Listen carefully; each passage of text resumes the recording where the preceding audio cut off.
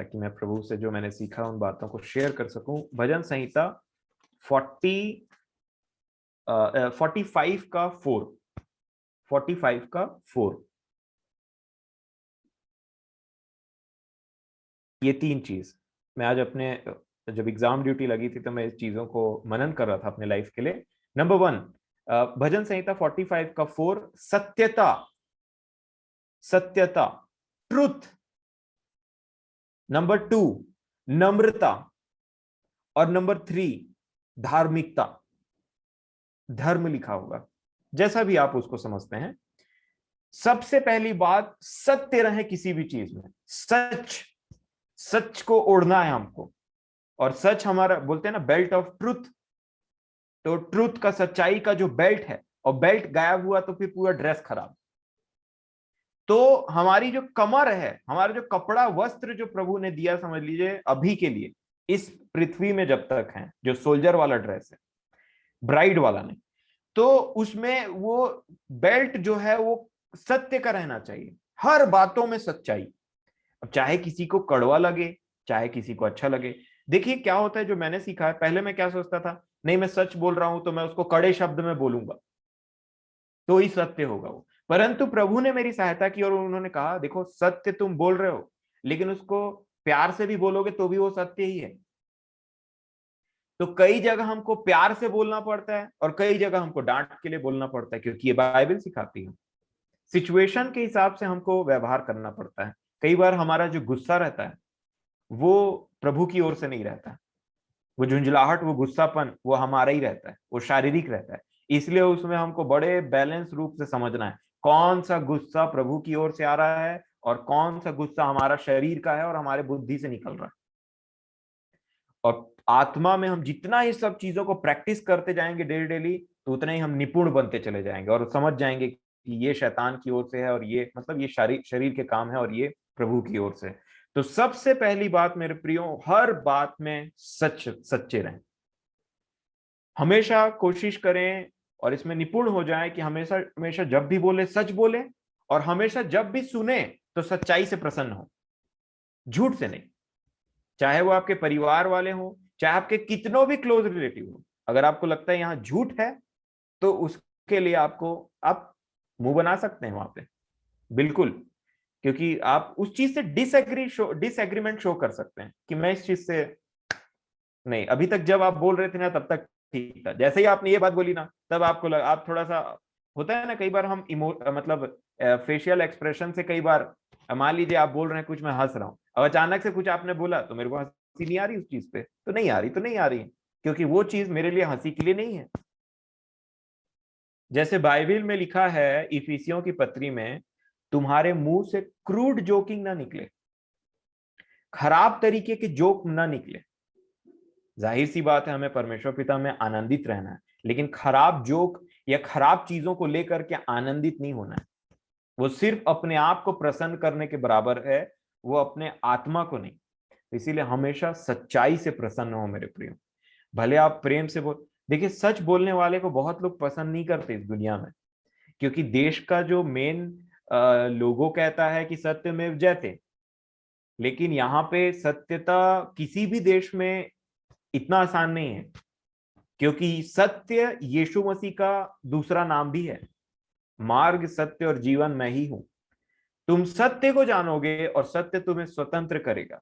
कई बार आप देखा है कि हम लोग सत्य नहीं बोलना चाहते, क्योंकि उनको लगता है ये बात सही तो है परंतु अगले को कड़वी लग जाएगी, तो मेरे बारे में क्या सोचेगा।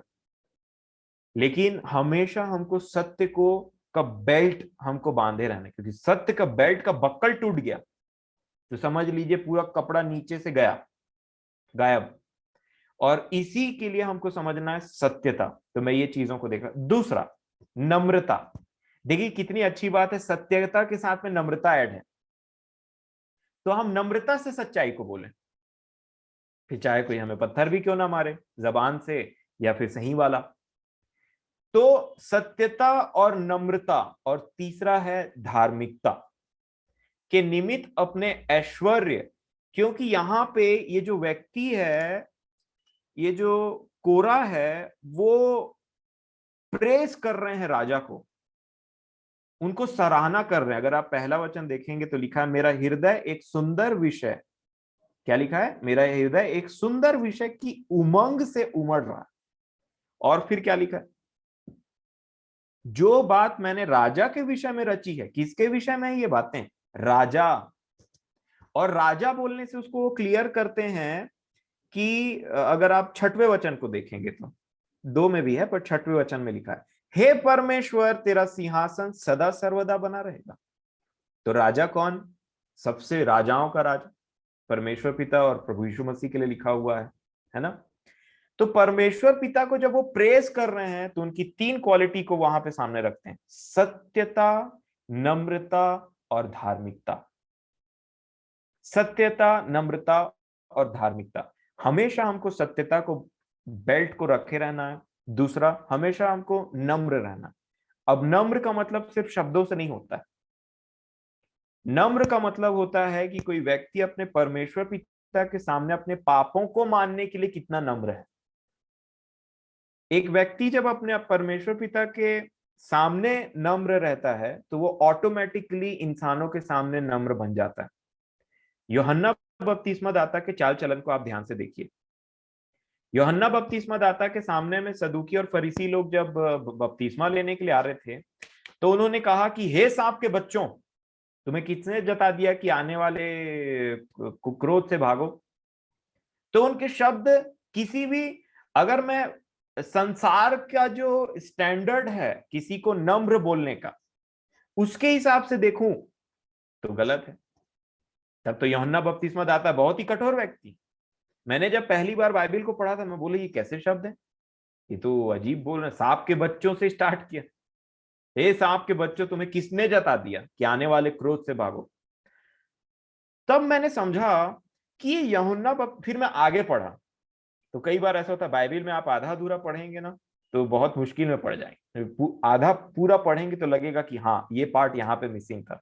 जैसे शेखर दादा ने एक बार बताया था ना, हर चीज जोड़े में है तो ढूंढ ढांड करके पढ़ो।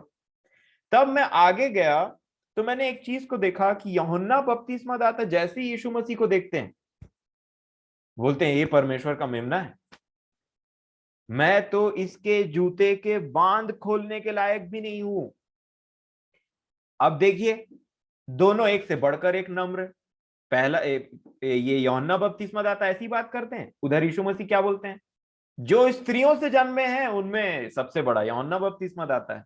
तो मैं दोनों को देख रहा था, एक बोलता है मैं जूते का बांध खोलने के लायक नहीं हूं और दूसरा बोलते हैं कि ये प्रॉफिट से भी बड़ा, भविष्यद्वक्ता से भी बड़ा है। जितने स्त्री से जन्मे उनमें से सबसे बड़ा है यूहन्ना बपतिस्मा दाता है। चाहो तो मानो जो एलिया आने वाला था वो यही है। और तब मैंने देखा कि नम्रता एक्चुअल में हमारे और परमेश्वर पिता के बीच में होती है। लोग शब्द को देखते हैं परंतु परमेश्वर पिता हृदय को देखते हैं कि कौन कितना नम्र है। एक व्यक्ति अपने मुंह से, अपना कलाकारी से शब्दों को, बहुत अच्छे अच्छे शब्द को इकट्ठा करके आपको बोल सकता है, पर जैसे ही वो गायब होगा वहां से, आप या चले जाएंगे, आप उससे मिलेंगे तो उल्टा सीधा बात बोलता है। मैंने लोगों को देखा है।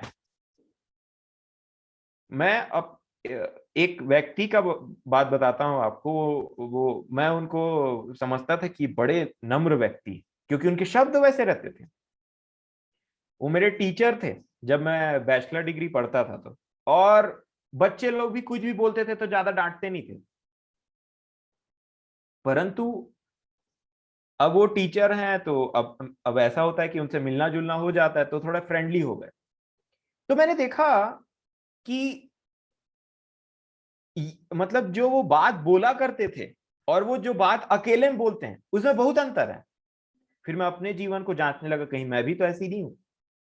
कहीं सामने में अच्छा अच्छा और पीठ पीछे फिर ऐसे, कई बार हम देखते हैं ना जूम मीटिंग में, अरे गलती से माइक ऑन तो नहीं हो गया कर, है ना, सुनाई दे देगा फिर क्या बात चल रहा है करके, तो तुरंत फिर माइक को ऑफ करते हैं, अरे बंद कर, माइक को ऑफ कर, पहले पूरा सुनाई दे रहा है क्या क्या बोल रहे हैं करके।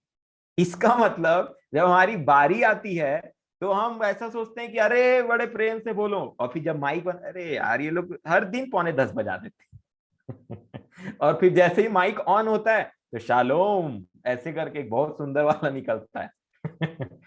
है ना, गुड नाइट ऐसे करके। और फिर ये नम्रता नहीं है, क्योंकि हमको लग रहा अरे कितना सुंदर आवाज है, शालोम बोल रहा है पर मन में क्या हो तो प्रभु जानते हैं। ऐसी वाली नम्रता ज्यादा देर तक नहीं टिकती प्रभु के सामने। और देखिए, नम्र व्यक्ति के पास में प्रकाशन होता है। जब मैं यूहन्ना बपतिस्मा दाता को देख रहा था, तो उनको एक चिन्ह दिया गया था यीशु मसीह के लिए। और क्या बोला गया था कि जब पवित्र आत्मा को कबूतर के समान तुम उतर के किसी व्यक्ति पर उतरते देखो, समझ लेना यही मसीह है, यही परमेश्वर का मेमना है। ये प्रकाशन था उनके पास में। और जो व्यक्ति ऐसे बात करता था, उन्होंने क्या कहा था? उन्होंने कहा था कि हे सांप के बच्चों, ऐसे करके उन्होंने कहा था। तो उसके वजह से उनको क्या बोल रहे थे पता है? आगे चल के यीशु मसीह बोलते हैं, मैं इस समय के लोगों की उपमा किस लोगों से दूं? कभी तुम बोलते हो हम हंसे तो तुम भी हंसो, कभी तुम बोलते हो हम रोए तो तुम भी रोने लग जाओ, है ना? फिर वो क्या बोलते हैं, यूहन्ना बपतिस्मा दाता ना तो खाता आया ना तो पीता आया, क्योंकि वो खाते क्या थे? टिड्डी और वन मधु। फिर भी ये कहते हैं कि उसमें दुष्ट आत्मा है। क्यों दुष्ट आत्मा बोल रहे थे? क्योंकि शब्दों में चले गए, शब्दों में चले गए, कैसे बात करता है करके। सांप के बच्चों बोलते हैं, तो यही है, सांप का बच्चा यही है, यही है शैतान, ऐसे हो गया। पौलुस के हाथ में सांप लपेटा गया तो बोलते हैं ये तो बड़ा पापी इंसान है, उसने क्या किया, ये ले खत्म। जब यीशु मसीह बोलते हैं कि तुम कैसे ऐसे समय में हम जी रहे हैं, उतना टाइम सोचिए, 2020-21 साल पहले उन्होंने कहा, और भी पहले उन्होंने कहा कि यूहन्ना न तो खाता आया ना तो पीता आया और तुम कहते हो इसमें दुष्ट आत्मा है। इसका मतलब वो बाहरी रंग रूप में चले गए थे, बोले तो जंगली इंसान, बात भी वैसी करता और दिखता भी वैसी। क्यों?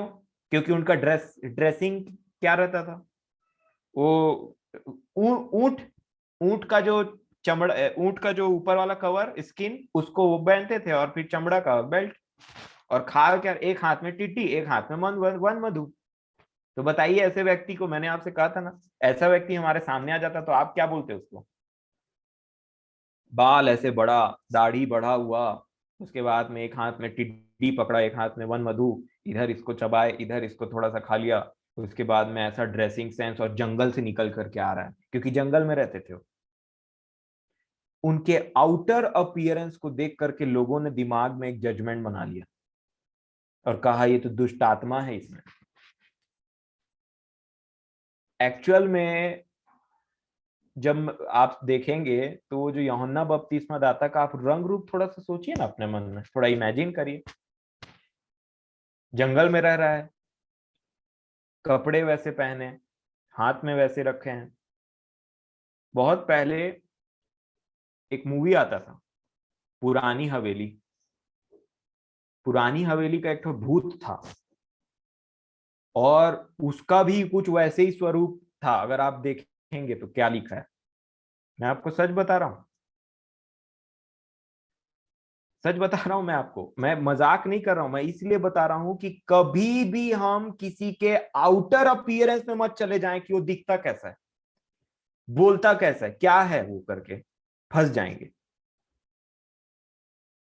और इसीलिए मैं समझता हूं कि हमेशा हमें लोगों से हम जब मिलें तो हमारे अंदर की जो आत्मा है वो उनके आत्मा से मिलने पाए मेरे प्रियो। शरीर रूप स्वरूप को ना देखें, क्योंकि हमारे परमेश्वर पिता का आदत है। जिस यूहन्ना बपतिस्मा दाता को यीशु मसीह की लिखा है वो अपनों के पास आया और अपनों ने उसे नहीं पहचाना। यीशु मसीह को बोलते थे ये पियक्कड़ है, ये पेटू है। और यूहन्ना बपतिस्मा दाता को उन्होंने क्या कहा? उन्होंने कहा इसमें दुष्ट आत्मा है। एलिया को दुष्ट आत्मा और यीशु मसीह को पियक्कड़ और पेटू, और उन्हीं की खोज में लगे थे वो इतना साल से कि कब एलिया वापस आएगा, क्योंकि मलाकी की पुस्तक 4 अध्याय में ऐसा लिखा है। और कब मसीहा आएगा, क्योंकि मसीह के बारे में करीब करीब हर पुस्तक वर्णन करती है यीशु मसीह के बारे में।